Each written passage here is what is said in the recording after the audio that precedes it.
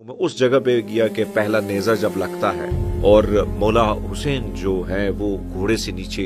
जब वो गिरते हैं, और फिर वो जगह मैंने देखी कि जहाँ पर जो है मुख्तलिफ एक एक हरम से मैं होता हुआ गुजरा हूँ, और हज़रत अब्बास जी जहाँ उनका जो है एक बाजू शहीद किया जाता है और फिर वो दूसरा बाजू शहीद किया जाता है, वो जगह भी मैंने देखी। अच्छा, एक और चीज़ आप बड़े मज़े की है, मैं ये सोच रहा था कि देखें एक तरफ वो किनारा यानी पानी बहुत है, और एक तरफ आप देखें कि हुजूर के नवासे जो है प्यास से तड़प रहे हैं, और आप देखें